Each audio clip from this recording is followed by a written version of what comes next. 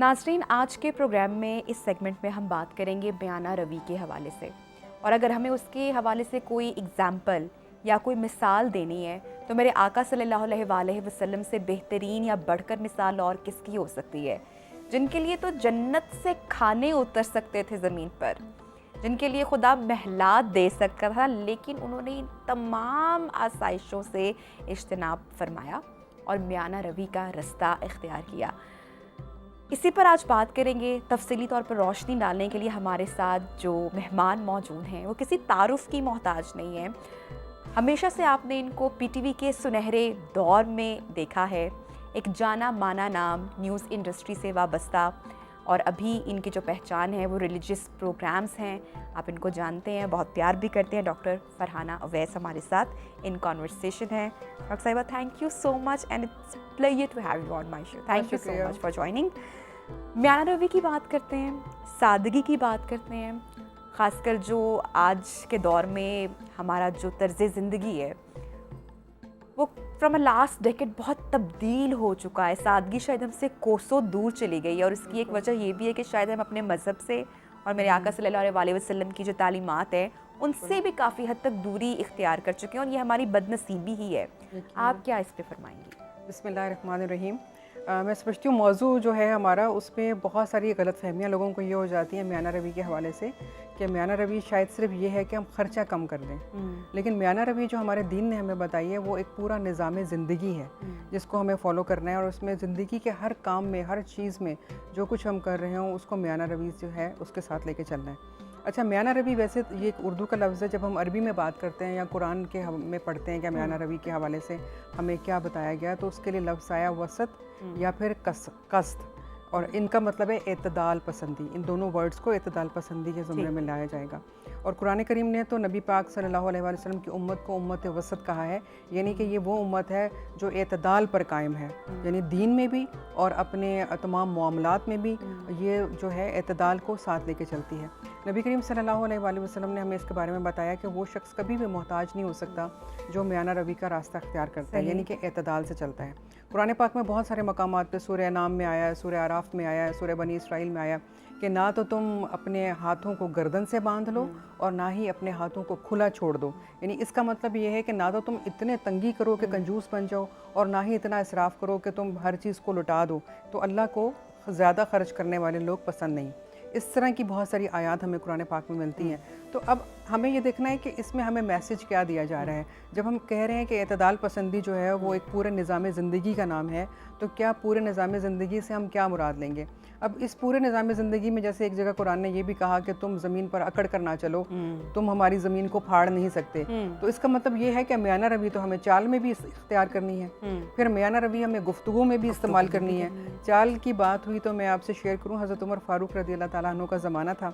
एक शख्स बिल्कुल ढीला ढाला और सर नीचे करके ना मुँह झुका के चलता चला जा रहा था। हज़रत उमर फ़ारूक ने उसको देखा और कहा कि अल्लाह रब्बुल इज़्ज़त को इस तरह का रवैया चलने के दौरान एक मोमिन का पसंद नहीं। अपने सर को ऊंचा करके चलो, और अपने जो तुम्हारी चाल है उसमें एक वजाहत होनी चाहिए और उसमें एक अच्छा अंदाज़ होना चाहिए। तुमने क्या ढीला ढाला अंदाज़ अख्तियार किया हुआ है। आपने उसको एक हाथ मार के ना उसकी कमर को सीधा किया एक तरह से, और उसको कहा कि चेहरे को ऊपर करके और मतानियत के साथ और अच्छे अंदाज में चलो। तो गोया हमें दीन ने ये कहा कि अपनी चाल में भी तुम म्याना रवी इख्तियार करो, अपनी गुफ्तगू में तुम म्याना रवी इख्तियार करो, इस तरह से कि ना तो बहुत ऊंची आवाज़ से बोलो, ना बहुत धीमी आवाज़ से बोलो, बल्कि बड़े एक एतदाल के अंदाज़ में, अच्छे अंदाज़ में गुफ्तगू करो, ठहर ठहर के करो। और जैसे आपने आगाज़ में कहा कि हमारे आका मोहम्मद सल्लल्लाहु अलैहि वसल्लम से बढ़कर कौन होगा, कि आप सल्लल्लाहु अलैहि वसल्लम के बारे में उम्मुल मोमिनीन हज़रत आयशा सिद्दीक़ा रज़ी अल्लाह ताला अन्हा फरमाती हैं कि आप इस अंदाज़ में गुफ्तगू फरमाया करते कि गोया एक एक लफ्ज़ लोगों के दिल में उतर जाता, यानी एक एक लफ्ज़ उनको याद हो जाता, और आपका पूरा जो बयान होता या पूरी जो गुफ्तगू होती वो लोगों को याद हो जाती। तो इस तरह से आप गुफ्तगू फरमाया करते। तो आपने जो काम किया वो अपनी उम्मत को बताने और सिखाने के लिए किया। तो चाहे आपकी गुफ्तगू का अंदाज़ हो, चाहे आपके चलने का अंदाज़ हो, आपके रहने का अंदाज़ हो, आपके रिश्तों का बरतने का अंदाज़ हो, उसमें भी म्याना रवी का कहा। आप कारोबार कर रहे हों, उसमें भी म्याना रवी इख्तियार करने के लिए कहा। अच्छा, फिर एक चीज़ है इसराफ, जिसके बारे में कुरान में ये लफ्ज़ बहुत ज़्यादा है कि इसराफ ना करो। कहा कि खाओ पियो, इसराफ ना करो। अब इसका मतलब ये है कि आप जो कुछ भी खाना पीना बरतना चाहते हैं करें। एक लफ्ज़ है इसराफ, यानी कि आप एक जायज़ चीज़ के लिए खर्चा कर रहे हैं और उसमें आपने ज़्यादा कर लिया। उसकी मिसाल ऐसे है कि आप गए, आपको ज़रूरत थी 2 जोड़े की, लेकिन जब आप बाज़ार गए आपको 4 जोड़े पसंद आ गए, आपने 4 वो लिए और 2 ज़रूरत के लिए 6 जोड़े लेकर आ गए। ये है इसराफ। एक लफ्ज़ है तब्ज़ीर, जिसके बारे में हमें कुरान बताता है कि ये वो है कि जो गलत चीज़ पर आप खर्च कर रहे हैं, यानी आप सिगरेट नोशी कर रहे हैं, आप शराब ले रहे हैं, तो ये अब गलत चीज़ है जिस पे आपने खर्चा किया, और ये तो बिल्कुल ही मना है, इसकी हराम। ममानियत है। हाँ, बिल्कुल बिल्कुल। खर्चे की एक्सट्रीम बताई है ना, कि ना तो आपने बहुत ज़्यादा करना है, ना आपने बहुत कम करना है, और जो करना है वो भी हलाल करना है, तैयब अंदाज इख्तियार करना है। तो चाहे आपका रहन सहन हो, चाहे आपके उठने बैठने का अंदाज हो, आपकी गुफ्तगू हो, आपके रिश्ते हों, आपकी माशरत हो, हर चीज़ में आपने इस चीज़ को लेकर चलना डॉक्टर है। साहिबा, ये जिम्मेदारी उन लोगों पर या उस फर्द पर ज़्यादा नहीं बढ़ती जो कि ब्लेस्ड है, जिसको अल्लाह ताला की बहुत अता है, जिसके बाद बहुत सारी नेमतें हैं? बेशक उसके ऊपर तो उसको तो फिर बहुत सारे अल्लाह ने उसको तो चुन लिया ना, बेशक तो उसको आपने तो ये अच्छी बात जिम्मेदारी की। भरपूर तरीके से अदा करनी है। रसूल पाक सल्लल्लाहु अलैहि वसल्लम का इरशाद है कि कितनी अच्छी बात हो कि जिसको अल्लाह ताला ने बहुत ज़्यादा नवाजा हो और वो फिर भी बयाना रवी इख्तियार करे। यानी आपके पास बहुत ज़्यादा है तब भी आप बयाना रवी इख्तियार करें। फिर आपने फरमाया और जिसको कम नवाजा हो वो भी बयाना रवी इख्तियार करे। अब जिसको कम नवाजा हो वो कैसे बयाना रवी इख्तियार करेगा? उसके लिए आपने फरमाया कि वो शोर शराबा ना करे, रोना धोना ना करे कि मुझे तो कुछ दिया ही नहीं, ये क्या है, मेरे पास तो कुछ है ही नहीं। यानी उस पर वो सब्र करे, सही, अल्लाह का शुक्र अदा करे कि जो कुछ है रब की तरफ से है।